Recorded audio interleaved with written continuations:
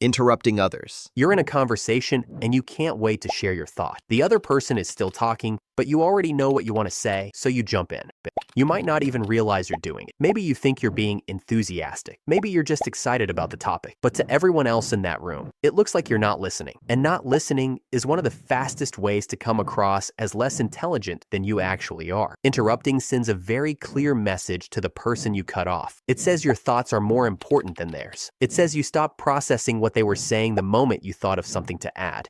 Even if your point is brilliant, the interruption overshadows it. People stop hearing what you're saying because they're still feeling the disrespect of being cut off. Research shows that people who interrupt frequently are rated as less considerate and low IQ by those around them, even in professional settings. In American workplaces, this is especially damaging. You can be the smartest person in the room, but if you interrupt your boss or your colleagues, your credibility takes a hit. In social situations, it pushes people away slowly. They stop sharing things with you because they never feel heard. If you've been doing this your whole life, it might feel natural. You might not even notice it, but the people around you do.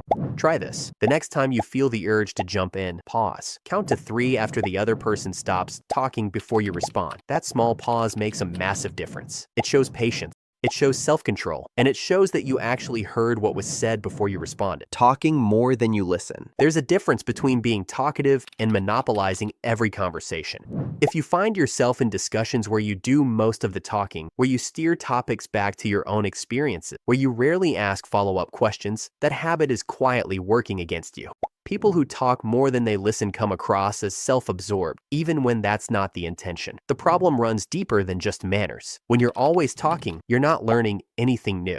You can only say things you already know. But when you listen, you absorb information, pick up on nuances, and understand people better. Smart people are almost always curious people, and curiosity shows itself through questions, not monologues. Think about the most impressive people you've ever met. Chances are, they were people who asked you thoughtful questions, who remembered what you said and followed up later, who seemed genuinely interested in your perspective. That quality is magnetic. It reads as intelligence because it is intelligence. Being genuinely interested in other people's thoughts requires cognitive engagement. It requires focus, empathy, and the ability to connect ideas. The people who talk nonstop are often the ones who miss the most important things said in a room. In American culture, we sometimes reward loud, confident talkers.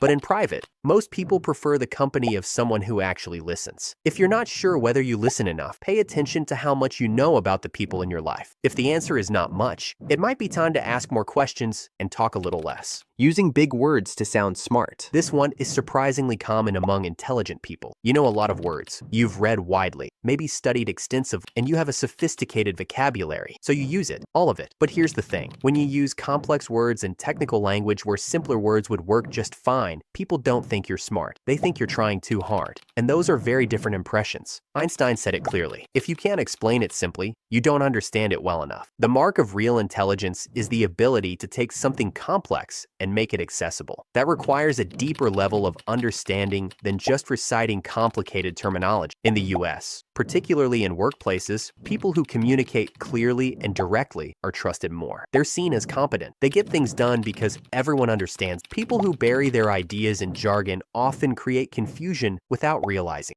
And confusion doesn't inspire confidence. It creates doubt. This habit also has a social cost. When you use unnecessarily complicated language in casual conversation, people feel talked down to. Even if you don't mean it that way, it creates distance. They feel like you're showing off rather than connecting. Next time you're about to use a fancy word, ask yourself if a simpler one would do the job just as well. Most of the time, it will. And your point will land harder, not softer, because of it. Always needing to be right. You know this person. Maybe you're this person. Every conversation turns into a debate. Every mistake gets argued. Every disagreement becomes a battle of wills. Always needing to be right might feel like confidence, but it reads as insecurity to everyone watching. Here's why this signals lower intelligence rather than higher. Truly intelligent people know that they don't know everything. They've been wrong before. They expect to be wrong again. They hold their opinions loosely enough to update them when better information arrives. That intellectual flexibility is a sign of a sophisticated mind. The person who argues every point to the bitter end isn't showing strength. They're showing that their ego is more important to them than truth. In American workplaces and families, this habit creates enormous damage over time. Colleagues stop bringing new ideas because they know everything will turn into a debate. Family members stop sharing because it always ends in conflict. People walk on eggshells, and the person who always needs to be right becomes increasingly isolated, wondering why no one shares things with them anymore. The irony is that admitting you're wrong actually makes you look smarter. It shows self-awareness. It shows intellectual honesty. It shows that you value accuracy over ego. Those are genuinely admirable traits. If you notice yourself arguing past the point of reason, stop and ask whether winning this particular argument is actually worth anything. Most of the time, it isn't. But letting it go, that costs you nothing and gains you a great deal. Gossiping. You're at lunch with a coworker, and the conversation drifts towards someone who isn't there. Before you know it, you're deep in discussion about their personal life, their mistakes, or their drama. It feels harmless. It's just conversation. But gossip has a consistent effect that most people overlook. It makes the person gossiping look untrustworthy and small. Here's the psychology behind it. When you gossip about someone to another person, that listener is quietly noting that you do this. They're thinking, what does this person say about me when I'm not around? Gossip erodes trust. Even when the person you're talking to is laughing along, some part of them is filing you under people who can't keep things private. Beyond trust, gossip signals a preoccupation with other people's lives rather than your own. Intelligent people are generally too busy with their own goals, ideas, and interests to spend much time dissecting others. They find topics more interesting than people's private dramas. In the US, gossip is woven into workplace culture and social circles, so avoiding it entirely isn't always realistic. But choosing not to initiate it, choosing not to add to it, choosing to redirect conversations toward more substantial topics, that signals maturity and intelligence. People notice those who consistently rise above the gossip. They get seen as trustworthy, as leaders, as people worth confiding in. Gossip might feel like connection in the moment, but it's actually the opposite of real connection. Real connection comes from honesty and depth, not shared judgment of people who aren't in the room. Complaining all the time. Life has legitimate problems. Nobody is asking you to pretend otherwise. But there's a significant difference between acknowledging a problem and camping out in it permanently. Chronic complainers are some of the least effective people in any environment, and over time, they become the people others avoid. Constant complaining signals several things that work against the perception of intelligence. It signals helplessness, the inability to move from problem to solution. It signals negativity bias, where the brain has been trained to focus on what's wrong rather than what's possible. And it signals low emotional resilience. In American culture, particularly in professional settings, people who bring problems without solutions are seen as burdens. People who identify problems and then take initiative to fix them are seen as leaders. The difference in how each group is perceived is enormous. Complaining also affects the people around you. Studies show that negativity is contagious. When you complain consistently, you drag the energy of those around you down. People start avoiding not because they dislike you, but because interactions with you leave them feeling worse than before. If complaining has become a default mode, the shift is simple but requires practice. For every complaint, follow it with a question. What can I do about this? Sometimes the answer is nothing, and that's okay. But asking the question moves your brain from passive frustration to active problem solving. And that shift, practiced consistently, changes not just how others see you, but how you experience your own life. Not asking questions. There's a misconception that asking questions reveals ignorance, that admitting you don't know something makes you look less capable. This thinking keeps people stuck. It keeps them nodding along in conversations they don't follow. It keeps them making decisions based on incomplete information, and it makes them look disengaged and incurious, which is one of the most damaging impressions you can make. The truth is that asking good questions is one of the clearest signals of intelligence available to us. It shows engagement. It shows critical thinking. It shows that you're processing what you're hearing and want to understand it more deeply. The best questions often stop a conversation cold because they reveal something important that nobody else thought to examine. In American workplaces, employees who ask thoughtful questions are seen as more valuable than those who stay quiet. They surface problems early. They find better solutions. They demonstrate genuine interest in the work. Think about the people in your life who you consider wise. Chances are, they ask a lot of questions. They're curious about everything. They approach the world with a genuine desire to understand rather than a need to already know. If you've been holding back questions out of fear of looking uninformed, stop. Asking a good question is far more impressive than pretending to know something you don't. And the more questions you ask, the more you actually learn, which is the point. Multitasking during conversations. You're at dinner with your family and your phone is face up on the table. You're half watching television while your spouse tries to tell you about their day. You're in a meeting but also checking emails on your laptop. Multitasking during conversations is an epidemic in modern American life, and it consistently makes people look less intelligent, less present, and less capable than they actually are. Here's what the science says about multitasking. Your brain doesn't actually do two things at once. It switches rapidly between tasks, and every switch costs you something. When you're half in a conversation and half on your phone, you're getting less than 50% of either. You miss details, you miss context, you miss the emotional undercurrent of what's being communicated, and the person you're supposedly talking to notices. They can see when you're not present.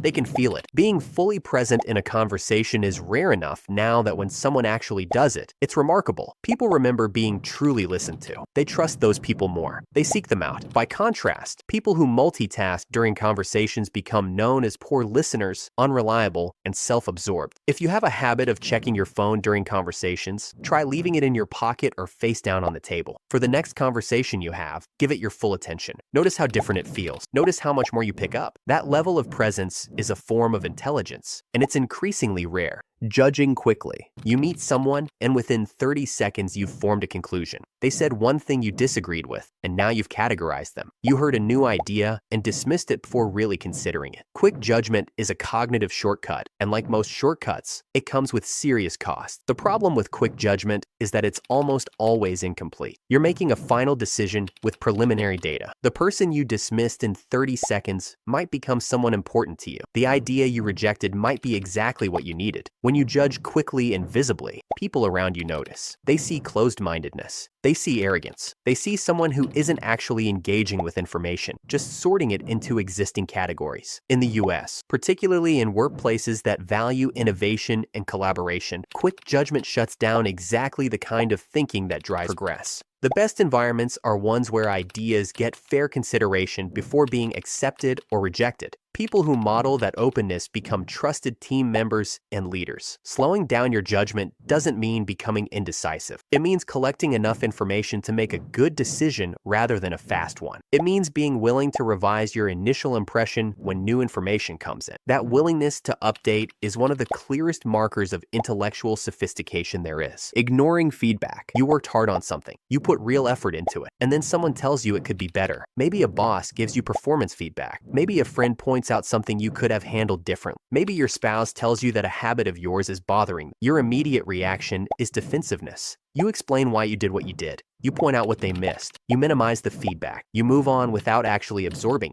This habit, ignoring or deflecting feedback, is one of the most reliable indicators of stunted growth, and people notice it. When you consistently dismiss feedback, you signal that you're not coachable.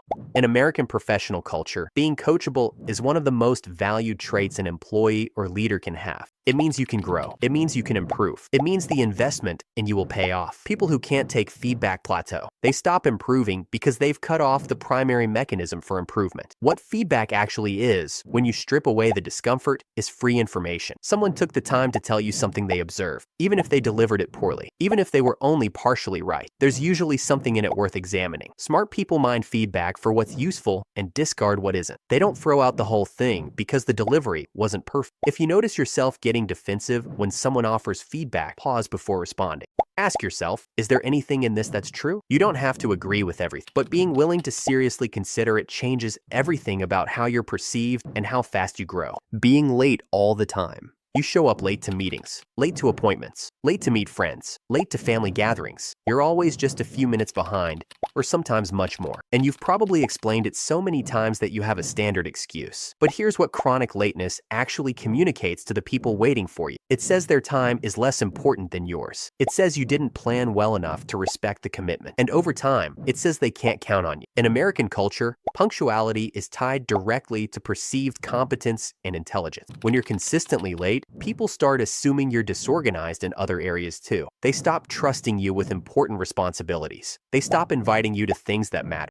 The damage is often invisible to the person who's late because they don't see the conversations that happen without them, the opportunities that go to someone else, the quiet shift in how they're perceived. Chronic lateness is almost always a planning problem. You underestimate how long things take. You try to fit in one more task before leaving. You don't account for traffic or transition. The fix is simpler than most people want to admit. Plan to arrive 10 minutes early to everything. That buffer transforms your reputation without requiring any other change. People who show up on time, every time, are seen as reliable, respectful, and competent. And that impression matters far more than most people realize.